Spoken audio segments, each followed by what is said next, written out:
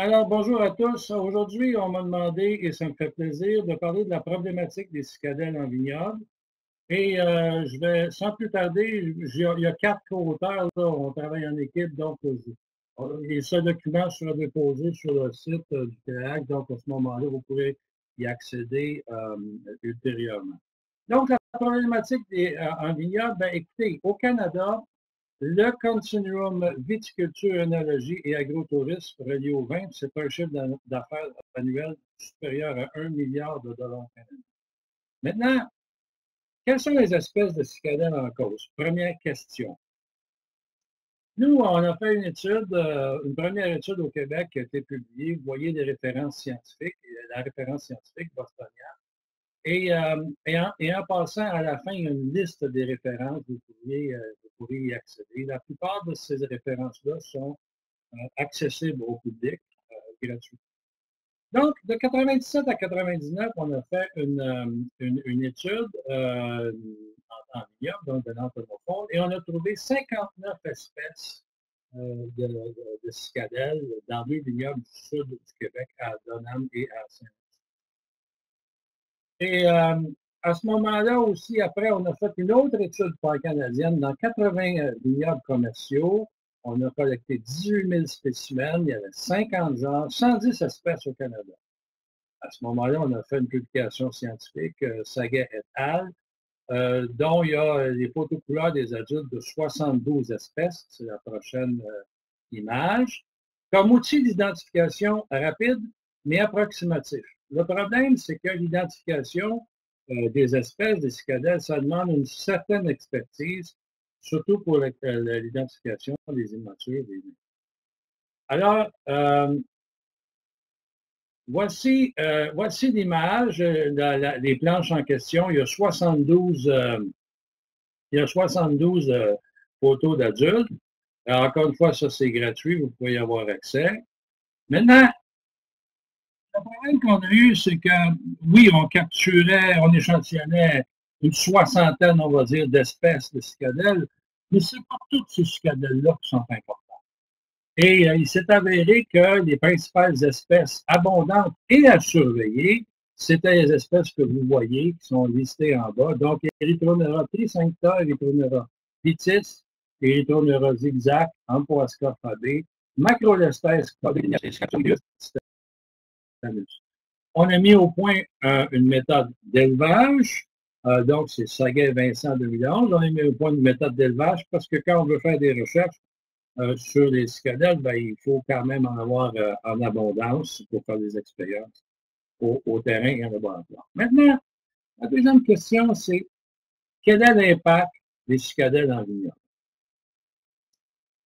L'impact, ben, ce sont des ravageurs qui ont des pièces buccales de piqueurs suceurs. Par exemple, vous voyez en A une nymphe de Macrostales quadrilineatus. Et essentiellement, les dommages directs sur les plants, ils causent des grillures et des dépigmentations, par exemple, comme les érythroneuras, ou ils peuvent causer des boursouflures et des enroulements, comme le dommage de la cicadelle, la pomme de terre en Posca. Maintenant, ceci, ça réduit les rendements et les qualités de fruits. Et aussi, puis là, ça va être pas mal le thème de la suite, c'est qu'ils sont vectrices, les cicadelles. Certaines cicadelles sont vectrices de maladies de la vigne. Et c'est surtout ce dommage-là qui, dans nos conditions, est important. Maintenant, si on vient à Mpoasca fabe, regardez le type de dommage que ça fait sur les feuilles. Ce sont des boursouflures. Vous voyez une photo de l'adulte et de la nymphe. Par opposition aux dommages causés par les autres cicadelles, les érythroneuras, par exemple, vous avez du vitis, tricincta et commes ici. Et voici les stades immatures. Donc, c'est un peu difficile d'identifier comme je disais, des immatures, mais c'est juste pour vous montrer qu'il y en a une abondance. Et que vraiment, là, pour l'identification des immatures, c'est difficile. Maintenant, si on considère la question des phytoplasmes, parce qu'en se nourrissant, ben, les cicadelles acquièrent des phytoplasmes, comme vous voyez les points rouges à gauche, et ici, à droite, on voit que pour rétablir la pression, je vais essayer de prendre un pointeur ici, vous voyez ici, là, ici, pour rétablir la pression, ils injectent une salive et dans la salive, il peut y avoir des phytoplasmes. Maintenant, entre le moment de l'acquisition ici et le moment de la transmission de la maladie, il y a un délai, une latence d'environ 1 mois.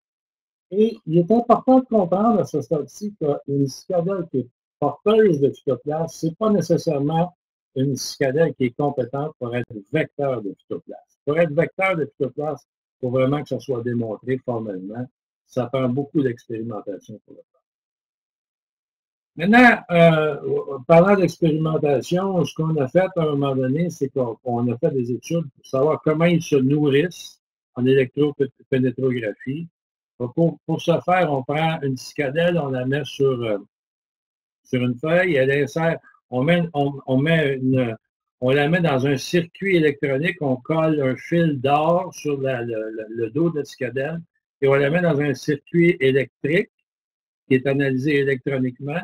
Et voyez ce que ça donne. Et avec ça, on peut dire combien de temps que la cicadelle est restée à se nourrir, combien de temps qu'elle se nourrit, donc à pomper et à injecter sa salive, etc., etc.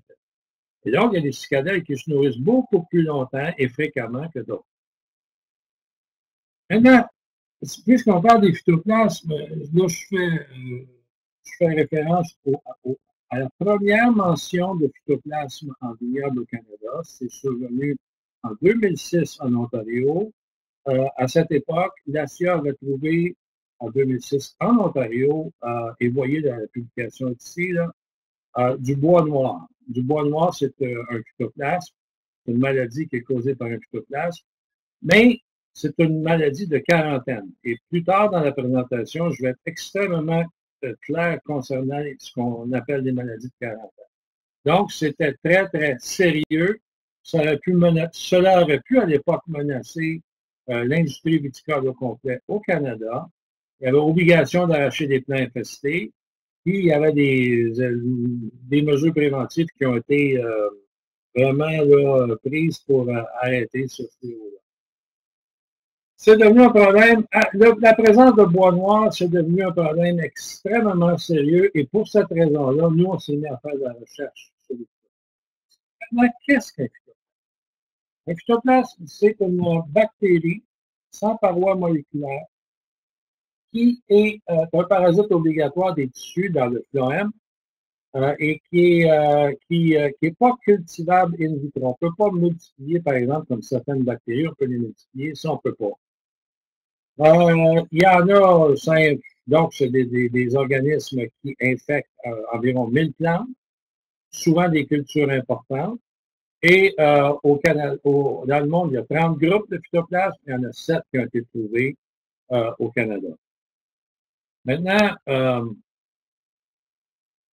sur la vigne maintenant, parce qu'on parle de phytoplasme, on en a trouvé dans le canola, par exemple, etc., dans plusieurs plantes, mais sur la vigne, il y a 2 phytoplasmes qui sont très, très, très importants. Ce sont des phytoplasmes de quarantaine. C'est la flavescence dorée, que vous voyez encerclée ici, et le bois noir, que vous voyez encerclé, et celui qui avait été trouvé au Canada en 2006. Donc, on s'est mis, et là, comment se propage puis se multiplie les phytoplasmes? Bien, il se multiplie d'abord, c'est un système complexe. C'est très, très compliqué. C'est pas pour faire le scientifique, c'est compliqué. Vous voyez le phytoplasme, très petit, il ressemble à une bactérie. C'est quelque part entre une bactérie et le virus. Il y a un autre, puis il y a un vecteur. Le vecteur, c'est un insecte. Puis l'autre, ça peut être de la vigne sauvage, de la vigne cultivée et d'autres espèces de plantes. Donc, c'est un système qui marche à trois piliers. Et ça prend absolument le vecteur pilote pour avoir un problème de phytoplasme dans la vie. Maintenant, il y a 4 mécanismes d'infection, soit par des insectes vecteurs qui se nourrissent, notamment les cicadelles, soit par la greffe, soit une multiplication végétative de bois infectés, bouturage, marcottage, ou des plantes parasitaires. En vigne, mais avant de dire ça, c'est clair que les phytoplasmes ne peuvent pas être transmis par le vent, l'eau, le sol ou un simple contact mécanique entre deux plants. Donc, on exclut ça. En vigne, ce dont on va parler plus loin, c'est surtout la question des cicadelles, c'est ce qui est mon travail. La question de la multiplication végétative, on va en parler aussi un peu vers la fin, comme méthode de prévention. Donc, on a commencé à faire une grosse étude au Canada, donc Ontario, Colombie-Britannique et Québec. Puis en vignoble canadien, on a trouvé que la diversité des cicadelles est vraiment variable d'une province à l'autre et d'une année à l'autre. Ça, c'est bien. Mais cette diversité de cicadelles ne reflète pas nécessairement les risques encourus. Ça veut dire que si on considère, par exemple, dans le monde, il y a M. Bentley, donc mon collègue, qui considère que dans le fond, dans le monde, il y a environ 17 espèces qui sont d'une grande, grande importance économique. En vignoble canadien maintenant, il est vraisemblable que Scaphoideus titanus, ça c'est une cicadelle qu'on a dans l'Est du Canada, qui est indigène de l'Est du Canada. Donc ça c'est important. Puis seulement quelques espèces seraient compétentes ou auraient un impact extrêmement important. Sur quelle plante on retrouve les phytoplasmes? Parce que j'ai dit tout à l'heure que c'est un système à 3 piliers. Ben, ma collègue Christelle Olivier avait trouvé sur plusieurs espèces, des graminées, des mauvaises herbes, des canolas, il y en a une multitude. Mais si on revient à la question des vignes, j'attire votre attention sur la figure qui est ici, qui est tirée de Brouillet, qui concerne les vignes sauvages au Canada. Voyez-vous, c'est au Québec, on a 3-4 vignes sauvages indigènes, naturellement des vignes sauvages indigènes. Là, on ne parle pas de la vigne cultivée, on parle de la vigne indigène. Et dans les autres provinces, par exemple, la Colombie-Britannique, il n'y en a pas de vigne indigène. Il y a juste la vigne cultivée. Et les phytoplasmes aussi peuvent se trouver chez la vigne cultivée. Les phytoplasmes aussi peuvent se retrouver, certains phytoplasmes, chez certaines espèces. Par exemple, voici des exemples de mauvaises herbes qui sont à surveiller dans les vignobles. Ce sont des exemples. Il y a plus d'exemples qui sont fournis dans le bulletin technique de Saguet et al. Qui est listé à la fin. Voici quelques images de 4 mauvaises herbes qui sont à surveiller. Comment et quand peut-on détecter les phytoplasmes en vignoble? Les phytoplasmes, ça c'est la question 6.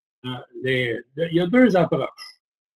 Soit qu'on détecte les phytoplasmes dans les vignes, dans les plantes qui présentent des symptômes typiques, observables de la mi-août à la fin septembre, ou soit qu'on les détecte dans les cicadelles qui sont connues pour être potentiellement vectrices, par échantillonnage au pied-vert.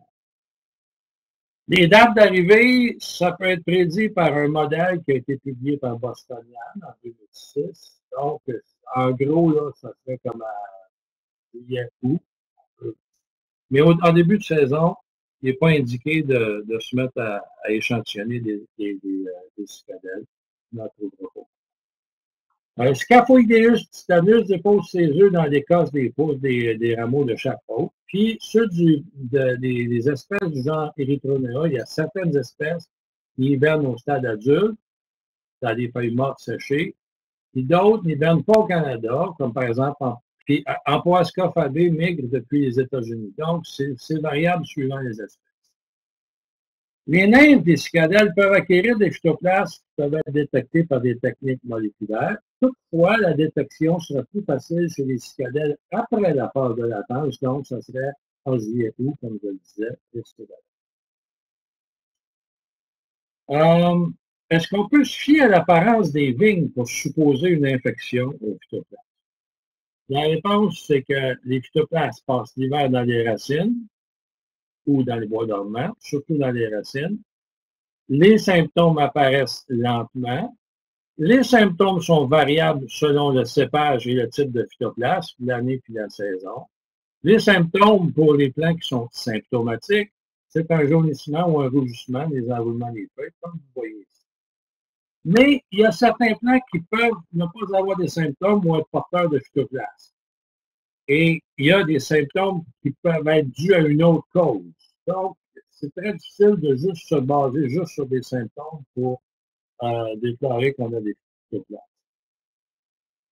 L'impact de la présence des phytoplasmes, c'est une perte de qualité et de rendement. Et chez certaines phytoplasmoses, donc notamment le bois noir puis la flavescence dorée, ben, éventuellement, là, et ça c'est l'extrême, les vignes meurent. Donc, c'est très grave.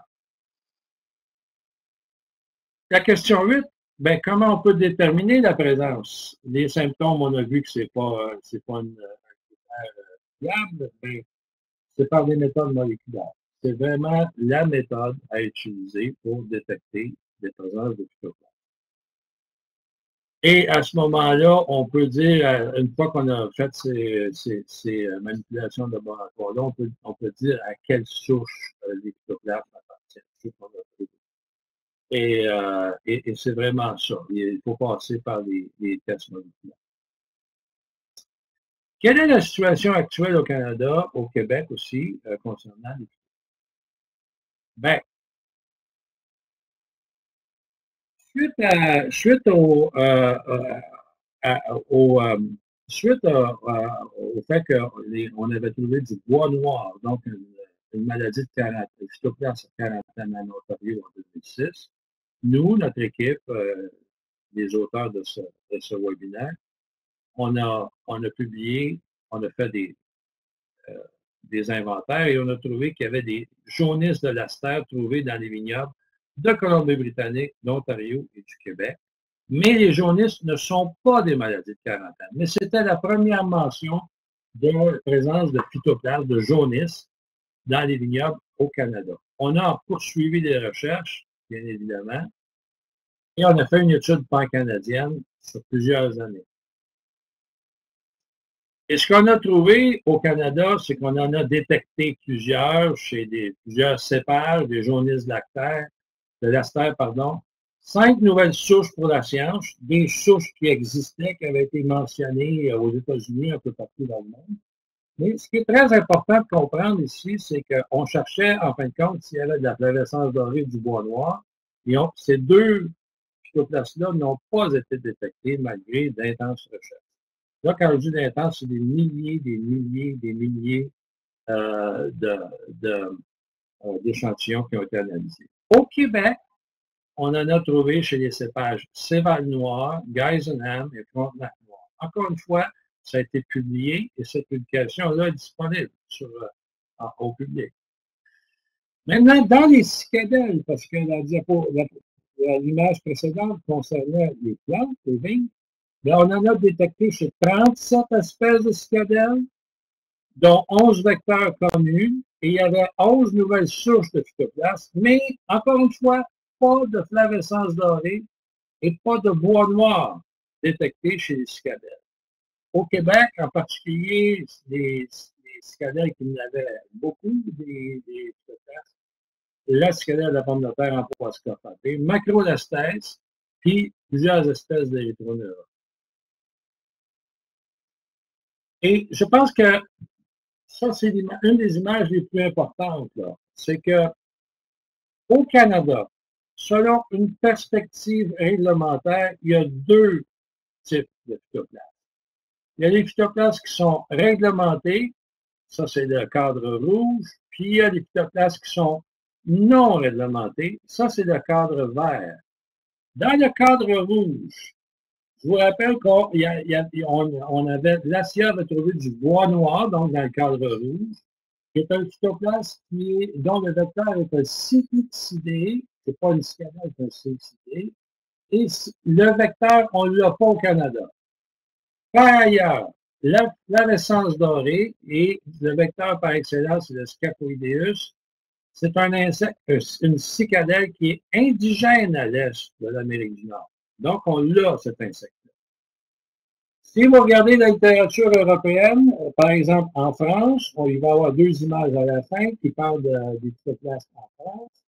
Ben, ils ont la flavescence dorée et le bois noir et ils ont ces deux insectes-là. Ils ont en fait condition importée. Ça a été disséminé en France, en Europe. propager de façon générale. Maintenant, nous, ce qu'on a trouvé, là, c'est important de le comprendre, c'est les phytoplasmes de la boîte verte. Ce sont des phytoplasmes non réglementés, par exemple comme les jaunisses, ou des phytoplasmes qui vivent naturellement avec leur hôte. Je vous ai montré tout à l'heure une image qui vous documentait le fait qu'ici, avant que l'Européen arrive, dans l'est de l'Amérique du Nord, y compris le Québec, il y avait des vitis, il y avait des vignes sauvages, et puis il y avait des insectes qui vivaient dessus avant que les Européens amènent de la vigne cultivée. Donc, les phytoplasmes, c'est quelque chose qu'on retrouvait naturellement là, avant l'agriculture, si vous voulez, amenée par les Européens. Maintenant, les phytoplasmes de la boîte verte sont non réglementés. OK? C'est extrêmement important. Donc, si on avait trouvé la florescence dorée du bois noir, on aurait été obligé de faire une déclaration obligatoire à la SIA. On n'en a pas trouvé, on ne pouvait pas le déclarer. En date d'aujourd'hui, ces deux phytoplasmes-là sont absents du Canada. Est-ce que les cultivars de vignes ont tous la même sensibilité aux phytoplasmes? La réponse, c'est les sensibilités variétales varient selon les cépages. Je vous réfère à la publication. Par exemple, le chardonnay et le riesling sont plus vulnérables aux maladies à phytoplasmes en Europe. Et nous, au Canada, Sauvignon blanc, Cabernet Franc, Shiraz et Cabernet sont plus vulnérables. Les mécanismes qui expliqueraient cette sensibilité variable ne sont pas connus. Donc, je ne peux pas élaborer davantage. S'il y a des questions, ne sont pas connues.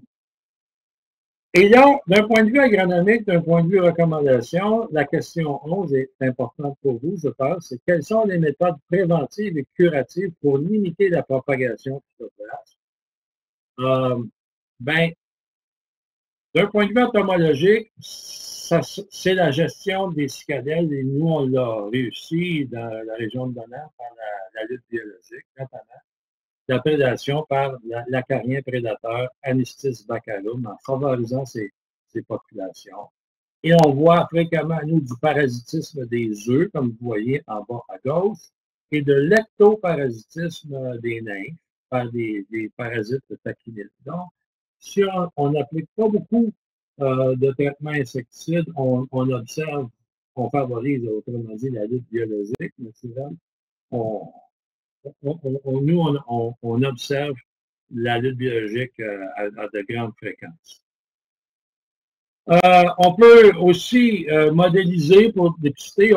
Il y a un modèle qu'on a fait qui est encore pas disponible. Et essentiellement, on peut dire qu'ils sont en abondance en juillet et en août. Il ne s'agit pas de dépister tout l'été. En juillet, en août, c'est assez. Et le modèle permet de prédire quand est-ce qu'on va avoir le maximum de nymphes et d'adultes. Et c'est fin juillet, début août, dans notre passe-temps. Bon.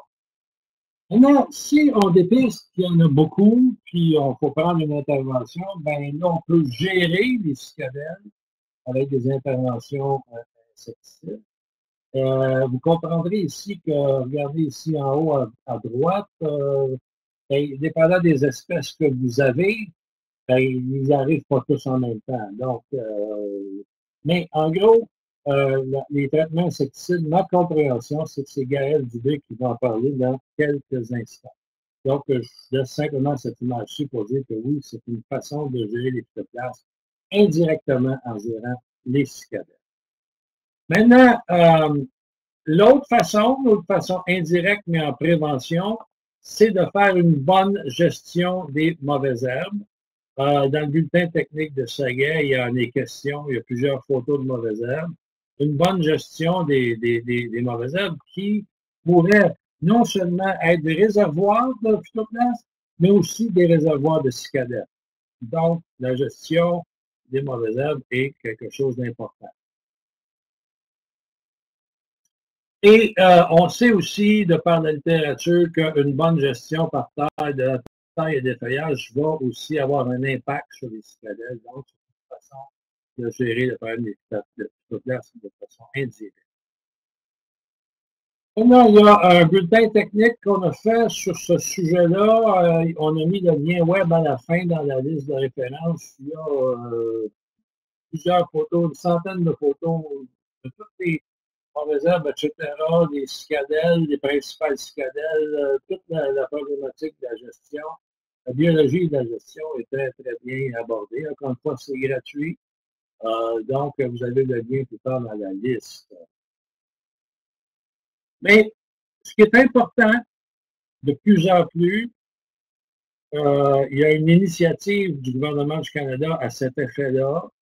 Je connais simplement le nom du programme en anglais, c'est le Clean Plant Initiative, donc l'initiative des plantes propres, si vous voulez. C'est le respect des réglementations et directives. C'est de cultiver des plants qui sont certifiés et de respecter la directive D93-34 de l'ASIA, et je vous ai mis le lien à la fin. Essentiellement, on peut traiter des plants par thermothérapie en les mettant à il y a tout un protocole. Et donc, ça va tuer les phytoplasmes qui sont dans les plants acétés ou les plants pépinières parce que les phytoplasmes sont thermosensibles. Donc, il s'agit de les exposer à une température chaude pendant une durée. Tout ça, c'est normé. Là. Je vous réfère à la publication de la directive dont vous avez le lien web à la fin. Ça, c'est important. Et quelles sont les méthodes curatives une fois les phytoplasmes dans la vigne? Bien, écoutez, il n'y en a pas beaucoup des méthodes curatives. Une fois que le phytoplasme est dans la vigne, ben, c'est soit arracher des plants qui sont déclarés phytoplasmés, puis ça, c'est par des méthodes moléculaires qu'on peut déterminer ça. Il y a également un phénomène de rémission possible, mais les mécanismes sont inconnus. Et la rémission, c'est un peu comme, vous savez, c'est comme quelqu'un qui a le cancer, qui a une rémission de ses symptômes, puis on ne comprend pas, puis c'est une réalité. Ben, c'est la même chose, ça existe. Donc, je ne peux pas vous aider plus. Ce n'est pas quelque chose qu'on peut gérer, c'est quelque chose qu'on sait qui existe, mais le mécanisme est inconnu.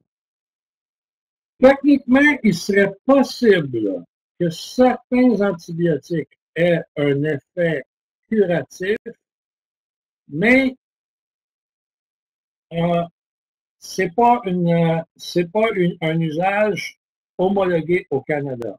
Et c'est pas quelque chose qu'on désire poursuivre. Il n'y a pas beaucoup d'informations là-dessus. Et en Europe, c'est pas pratiqué non plus. On sait que c'est scientifiquement possible puisque les phytoplasmes sont des bactéries primitives, si vous voulez, qui sont sensibles à certains antibiotiques. Mais nous, je vous le rapporte si vous voulez, par rigueur scientifique, mais c'est vraiment pas une recommandation. De toute façon, c'est pas légal, c'est pas homologué. Qu'est-ce qui est fait en France pour la flavescence dorée et le bois noir? Vous savez, en France, la viticulture, c'est des milliards au pluriel d'euros par année. Ils prennent le problème très, très, très au sérieux. Puis c'est vrai aussi pour l'Italie, puis l'Allemagne, puis l'Espagne, tous ces pays qui font de la viticulture sur des grandes échelles. Là, je vous donne un exemple. En France, ça se fait par des arrêtés ministériels et préfectoraux. Donc, par exemple, le préfet de Seine-Maritime, donc c'est un préfet, donc c'est une personne qui est un représentant du gouvernement de la France, va contacter les viticulteurs et va les obliger à faire des traitements contre les nymphes. Et ils vous disent, vous devez absolument traiter des traitements insecticides contre les nymphes à telle date, c'est obligé, puis répéter contre les adultes environ 7 à 10 jours plus tard. Et ça, c'est obligé. Il y a même eu des cas, par exemple, vous voyez ici, où il y a eu des viticulteurs bio qui ne voulaient pas faire de traitement, qui ont été poursuivis par le gouvernement parce qu'ils devenaient, eux, des foyers, des sources de phytoplasme dans des régions données. Donc, c'est extrêmement pris au sérieux en France, mais on parle encore une fois de la flavescence dorée du bois noir. Nous, on n'a pas cette situation-là ici. Donc, voyez ici une carte là, des régions qui sont en zone extrêmement infestée. Déclaration obligatoire, on est obligé, quand on en trouve, de le déclarer dans des registres en France. Délimitation des périmètres, ça veut dire pas de vignoble, mais complètement à l'index et surveillé. Traitement obligatoire, destruction des vignes infestées et traitement des vignes mères. Vous voyez, c'est vraiment des mesures extrêmement sérieuses. Et encore une fois, on n'a pas l'arborescence dorée et le bois noir au Canada, et ni en Amérique du Nord. En conclusion, j'arrive bientôt à la conclusion. Je me répétais ici, là, on n'a pas de flavescence dorée ni de bois noir actuellement au Canada. On a fait des milliers on a traité des milliers d'échantillons un peu partout, il n'y en a pas. Plusieurs espèces de cicadelles ont été détectées positives au phytoplasme, mais ce sont des phytoplasmes que j'appellerais non réglementés ou des phytoplasmes verts. Donc, oui, ça peut causer certains problèmes, mais il n'y a pas lieu de s'alarmer comme dans le cas des flavescences dorées des bois noirs. Plusieurs cépages peuvent être porteurs, notamment des jaunisses. Et là, c'est une question de décision, savoir si votre vignoble a des rendements qui sont vraiment, vraiment amoindris lorsqu'ils sont de façon récurrente, lorsqu'ils montrent des symptômes ou lorsqu'ils ont été prouvés comme étant, démontrés comme étant absolument phytoplasmés, mais partout. Pour empêcher que la situation se dégrade, il est indiqué de surveiller et de contrôler les cicadelles afin de limiter les risques de dissémination. Il y a moyen d'avoir une gestion indirecte des phytoplasmes par la lutte biologique des cicadelles en favorisant anestis et des plantes hautes réservoirs. C'est un travail d'équipe. Moi, je suis celui qui parle aujourd'hui, mais il y a tous ces gens-là qui sont mentionnés, moi que je remercie, qui au cours des années ont amené des informations originales concernant ce que je viens de vous présenter. On a été financé par Agriculture Canada et l'Agence canadienne d'inspection des aliments. Et j'ai une liste des références qui a été, de quelques références qui ont jalonné le parcours de notre démarche scientifique depuis le début de nos projets en viticulture concernant les phytoplasmes. J'attire votre attention sur, par exemple, la référence de l'ASIA 2016. Vous avez le lien web. J'ai vérifié le lien web hier. C'est important d'absolument se conformer. Et j'attire également votre attention sur, par exemple, cette référence-ci, qui est Saguet, la référence, donc Saguet 2015, qui est la référence, un bulletin technique. Les autres références aussi sont toutes disponibles dans le domaine public. Cette présentation sera, je vais demander à Aline Desnoyers qu'elle la mette sur le CREAC ou l'Agri-Réseau, je ne sais pas, mais ça va être d'ordre public aussi. Donc, vous pourrez aller chercher cette liste de références-là puis les images. Là-dessus, je vous remercie beaucoup. Aline, est-ce que vous pouvez me parler maintenant? Merci beaucoup, M. Vincent. On va tout de suite poursuivre avec la présentation de Gaëlle Dubé. En fait, pour ceux qui ne la connaissent pas, Gaëlle, elle est agronome conseillère en viticulture depuis 12 ans. Elle va notamment nous parler du dépistage et des méthodes d'intervention phytosanitaire contre la cicadelle et des méthodes culturelles pour prévenir les dommages. Je te laisse la parole, Gaëlle. Bonjour à tous. Merci beaucoup, M. Vincent. Votre présentation était très intéressante. Ça fait un bon portrait de la situation au niveau des phytoplasmes, de la cicadelle au Canada. Donc, moi, je vais vous parler un petit peu plus de ce qui se passe au Québec, parce que j'ai l'occasion de visiter plusieurs de vos vignobles et de voir un peu, d'avoir une vue d'ensemble sur la quantité et l'impact des cicadelles qu'on a au Québec. Là. Donc, il y a des choses que vous allez voir un peu en double, surtout en termes de symptômes. En fait, je vais classifier ça en deux grands groupes, c'est-à-dire le complexe des cicadelles qui regroupe la majorité des cicadelles à 3 bandes, cicadelles du raisin, Scadelle de la vigne, en fait, qu'on regroupe dans le cas que moi j'ai retrouvé dans un terme de complexe des scadelles. Puis après ça, il va y avoir la scadelle de la pomme de terre, qui elle est qui te donne des symptômes un petit peu différents, puis qui attaque toi de façon très régulière. Donc, pour commencer, le complexe de scadelle, ici, c'est une petite photo où qui démontre bien que sur une même feuille, en fait, on retrouve plusieurs types de cicadelles, donc qui font sensiblement le même genre de symptômes. Je vais avoir un pointeur ici. Donc ici, vous voyez, on a un petit exuvie, en fait, une mue d'une nymphe de cicadelle. Puis ici, on a des adultes de cicadelle avec une exuvie ici et un autre type de cicadelle qui se retrouve sur la même feuille. Ça, on va retrouver généralement sur la face inférieure des feuilles, rarement sur le dessus des feuilles. C'est un peu le type de symptômes que ça fait. Généralement, ça fait des petits picots jaunes qui sont en bordure des nervures, comme ça, qui vont faire une décoloration de la feuille. Comme M. Vincent l'a dit, dans le fond, c'est des insectes qui piquent et qui sucent la sève des feuilles, donc qui va provoquer une mort des cellules et qui va faire une décoloration des feuilles. Dans ce cas-ci, si on regarde ici, ça c'est une intensité quand même assez élevée ici dans ce cépage-là. Moi, personnellement, quand ça commence à être les cicadelles, le complexe de cicadelles va principalement attaquer les feuilles du bas, donc qui partent donc, de la base des tiges vers le haut. Et à cette intensité-là, moi, je commence à m'inquiéter un petit peu, mais c'est encore relativement tolérable.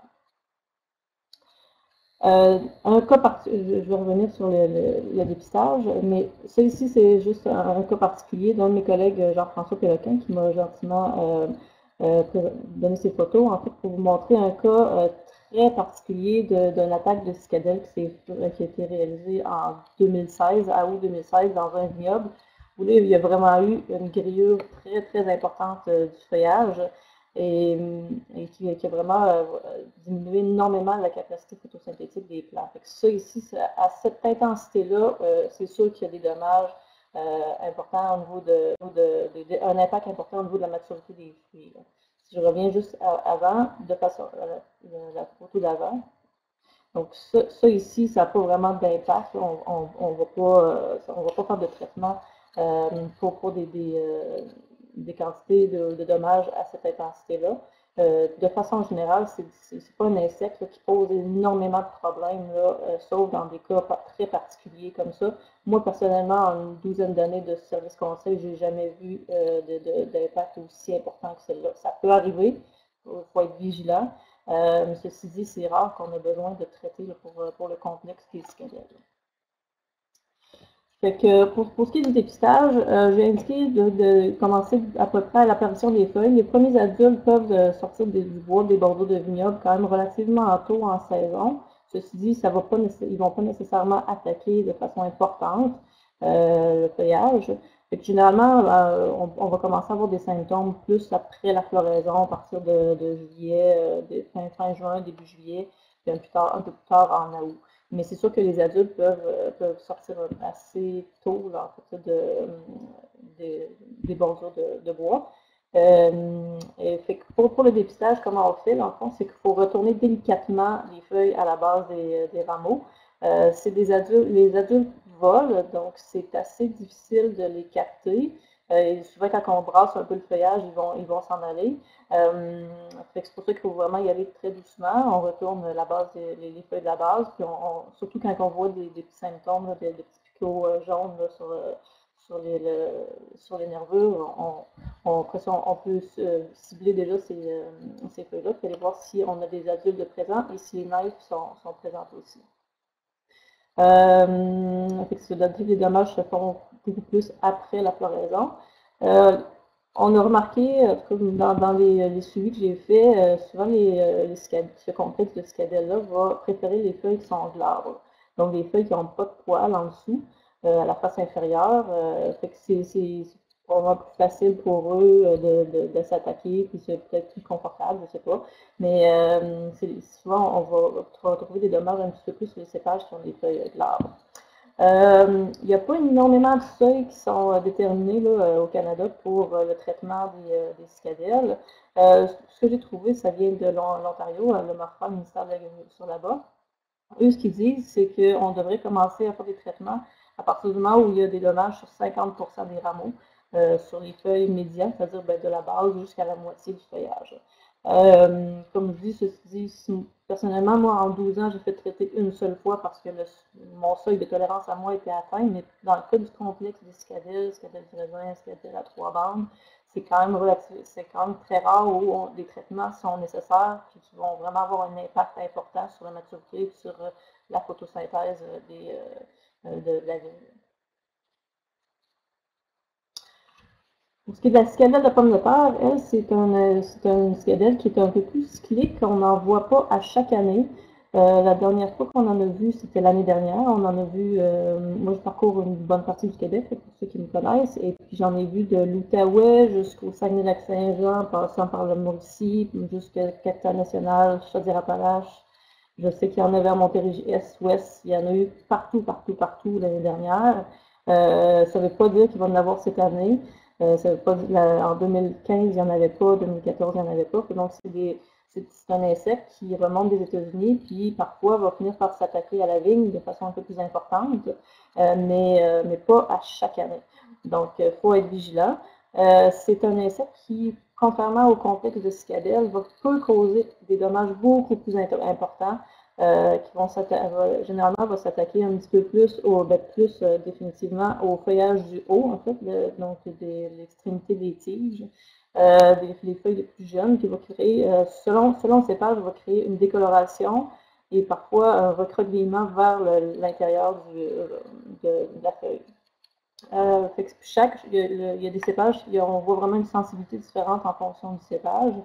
Il y a, comme si j'en ai mis quelques-uns, Adamina qui réagit énormément, qui va venir qui va se recroqueviller sa feuille vers le bas, créer une décoloration en bordure du limbe. Et comme ici, hop, voilà. Et puis dans ce cas-ci, la feuille elle devient un peu cassante aussi. Puis là, dans ce cas-ci, à peu près, il y a plus que 50% de la hauteur du flanc qui est affectée. Fait que ça, c'est sûr qu'à cette intensité-là, il peut avoir un impact là, sur la maturité du fruit. Le Louis Swanson, Petite Perle, eux autres, ils vont avoir plus une décoloration là, qui va se faire en bordure du limbe dans les deux cas. C'est des symptômes qui peuvent être facilement confondus avec la carence en potassium. Par contre, dans le cas de la carence en potassium, on va moins voir de recroquevillement vers le bas. Puis, ça, on ne verra pas non plus de larves, de nymphes ou d'adultes sous les feuilles. Et quand on retourne les feuilles qui ont ce type de symptômes-là, encore là, il faut retourner doucement parce que c'est des insectes, les adultes volent eux aussi. Fait qu'on veut voir sous la feuille des nymphes ou les adultes là, qui sont d'une couleur très jaune, vert jaune en fait, puis qui sont parfois difficiles à détecter, mais quand on a l'œil un peu, ça se voit relativement bien. Donc, à partir de ce moment-là, on peut commencer à vérifier si la population est assez importante ou non. Étant donné que c'est un insecte qui crée quand même pas mal de dommages, les traitements sont plus fréquents que pour le complexe des cicadelles. C'est ça. Quand l'insecte arrive, généralement, il y a une progression assez importante là, au niveau de la population. Donc, c'est à faire attention. Ce n'est pas tous les cépages qui nécessitent des traitements. Contrairement au complexe de cicadelle, la cicadelle de la pomme de terre va s'attaquer aussi autant au feuillage avec poils, c'est-à-dire avec une pilosité là, comme ici, là, dans le cas de ça va être du Louis Swanson ou Adalmina, avec une bonne pilosité en dessous, la cicadelle va quand même attaquer là, malgré la présence des poils. Donc c'est ça, on commence généralement à peu près au début juillet. C'est rare qu'on la voit arriver avant ça, là, la cicadelle de la pomme de terre. On retourne quelques feuilles à l'extrémité des rameaux, puis on regarde la présence des nymphes et des adultes. Encore là, c'est assez difficile de faire attention, y aller vraiment délicatement parce que les adultes volent. Et puis si la présence des nymphes n'est pas encore, les nymphes ne sont pas encore sorties, bien, on va rater la présence de l'insecte.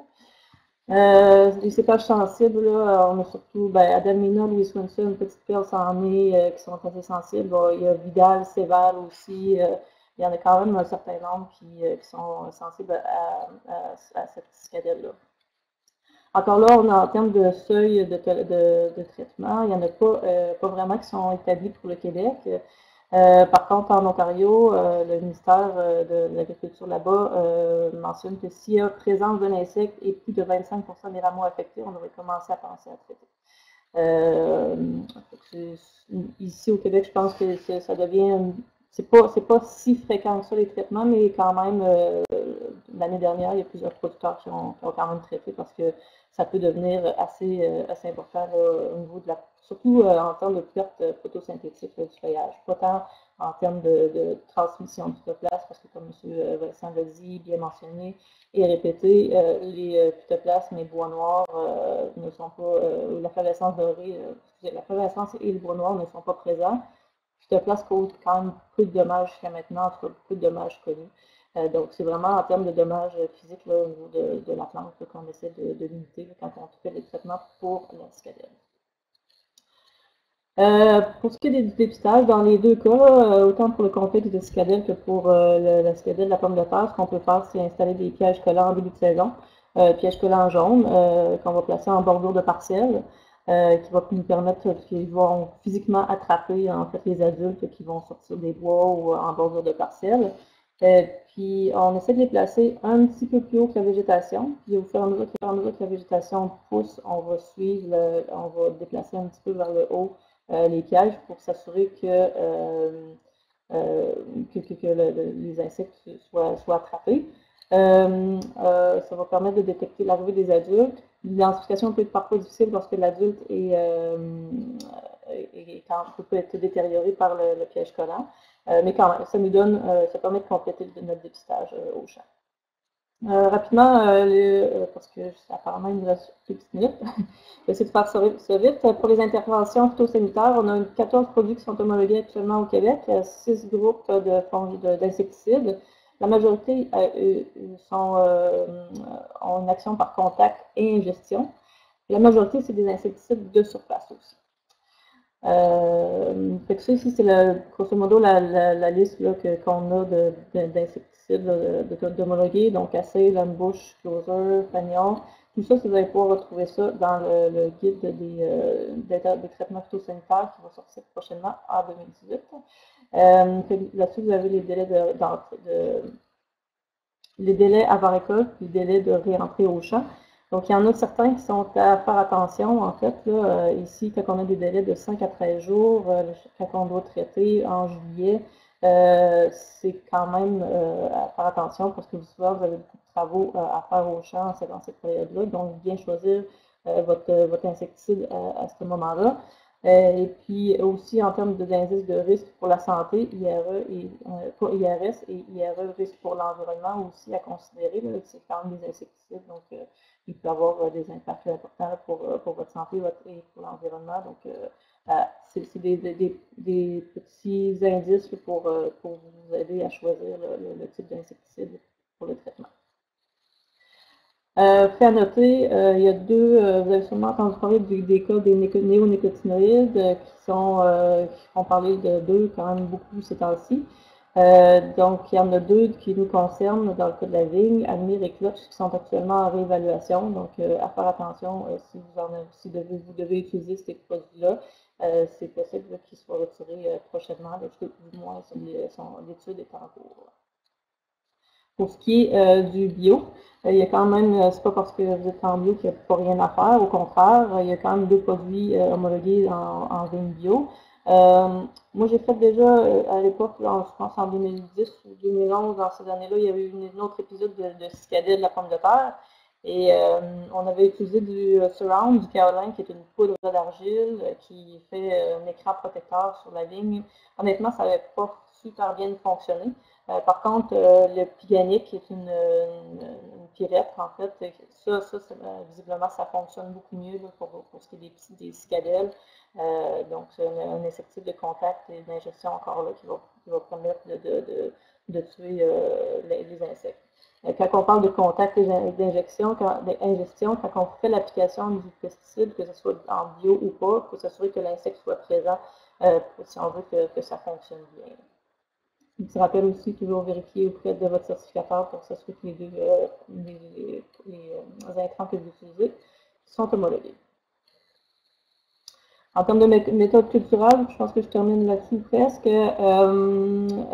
Effectivement, il y a l'épantrage qui permet de limiter la quantité de larves là, sur les plants. Le retrait des bois de taille aussi, ça peut être une méthode, en fait, parce qu'il y a certains œufs qui peuvent être présents sur les bois. Donc, en retirant les bois de taille, ça peut permettre de limiter un petit peu la population. Sensibilité du cépage, ouais, ça peut permettre de limiter un peu les dommages, mais bon, comme M. Vincent aussi a dit, le contrôle des mauvaises herbes est important pour réduire la population des cicadelles en vignoble. Supprimer les vignes sauvages aussi autour, ça peut être une bonne pratique là, pour réduire les plantes hautes là, à proximité du vignoble. Voilà, donc si vous avez des questions, je pense que Lynn va pouvoir prendre le relais. Excellent, merci Gaëlle. Donc, la première question, je pense que tu y as déjà répondu, c'était Nassar qui demandait comment on peut contrôler les cicadelles en cas de culture de vigne en bio. Tu as fait quand même le tour déjà. On avait une autre question de Jacinthe Tremblay. Est-ce possible de vérifier si un individu cicadelle est porteur de phytoplasme? Je crois que M. Vincent pourrait répondre. Écoutez, pour savoir s'il est porteur de phytoplasme, oui, c'est possible. Même une main, on peut le vérifier, mais ça prend des méthodes moléculaires absolument. Il n'y a pas d'autre façon. Oui, M. Vincent, j'ai une autre question pour vous. Donc, la question, M. Vincent, c'est est-ce que les nymphes infectées conservent le phytoplasme dans les différents stades de croissance après la mue? Oui. La réponse, c'est oui. Il y a une nymphe va devenir un adulte à un moment donné, puis l'adulte va avoir le phytoplasme. En fin de compte, j'ai parlé d'une période de latence d'1 mois là, entre l'apparition, entre la prise de nourriture, si vous voulez, l'acquisition du phytoplasme, puis la transmission affective. Pourquoi? Parce que c'est dans les glandes salivaires que le phytoplasme se multiplie. En fait, techniquement, là, nous, là, j'ai un autre projet sur les phytoplasmes du houblon, OK? Et puis, pour identifier les espèces, ça prend les pièces génitales. Donc, il y a un spécialiste qui prend les pièces génitales au bout de l'abdomen. Et pour identifier les phytoplasmes, ça prend les glandes salivaires ça prend les glandes salivaires de la cicadelle dans lesquelles se multiplient les phytoplasmes. Donc, la réponse, c'est oui.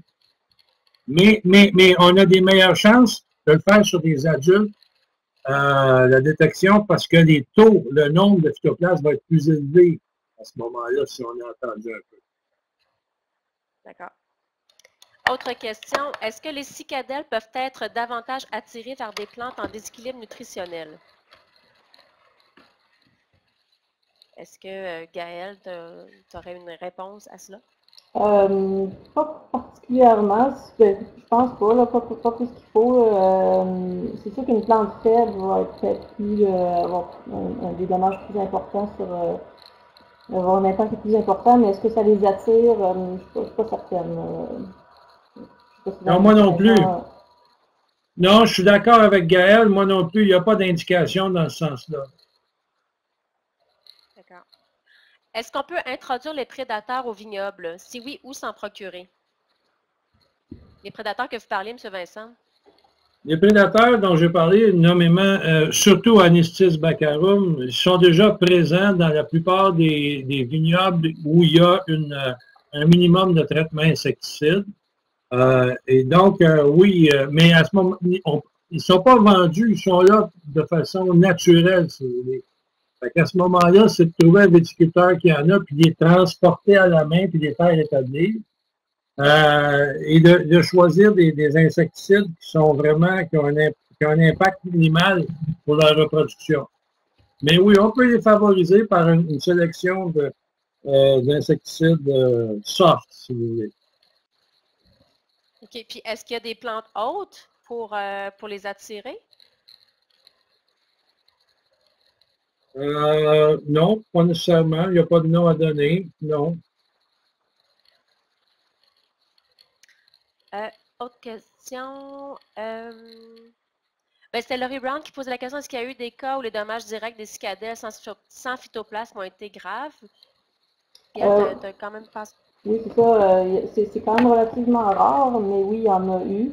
Puis il va sûrement en avoir d'autres, mais c'est pas majeur à chaque année. C'est vraiment des cas ponctuels, localisés, où là, il y a vraiment, pour une X raison, la cicadelle prend énormément de place, mais c'est quand même des événements relativement rares qu'on a vus au Québec. Moi, je voudrais répondre à ça. C'est que dans le nord-est de l'Amérique du Nord, il pleut tellement, c'est tellement humide ici que les problèmes de cicadelles, il n'y en a pas beaucoup. Vous allez voir des photos qui ont été prises, par exemple, dans le sud-ouest de la France. Là, il fait chaud, c'est incroyable et c'est sec.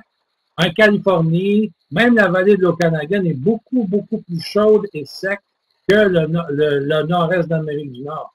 Donc, on n'a pas une région qui est très favorable à des pullulations énormes de cicadelles dans le nord-est d'Amérique du Nord.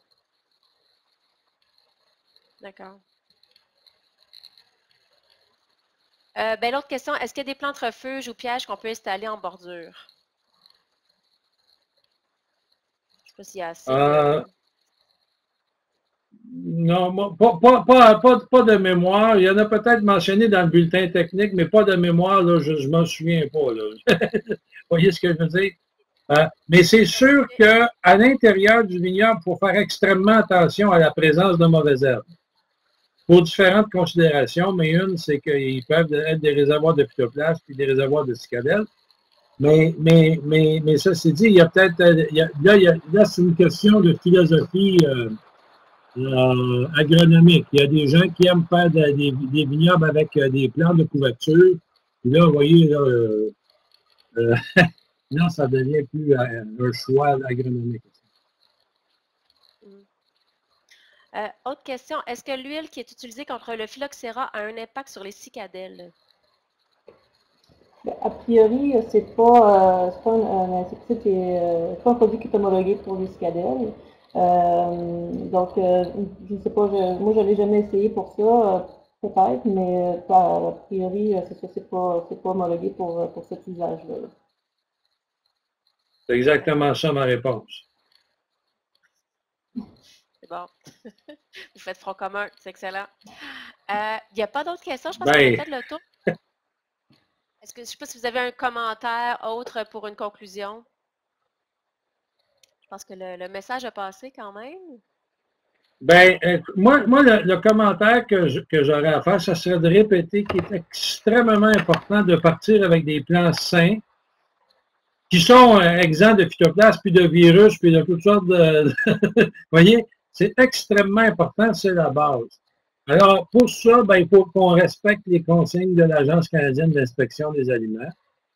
Si jamais on se retrouve, parce que, écoutez, moi, je ne vous cacherai pas qu'on a eu une petite frousse là, en 2007, là, concernant les phytoplasmes. Si jamais on arrivait dans une situation au Canada, ça comprend le Québec, évidemment, si jamais il y avait une situation où on trouvait du bois noir et de la flavescence dorée, là, on aurait une discussion beaucoup moins agréable qu'on a en ce moment. Ça serait beaucoup plus tendu.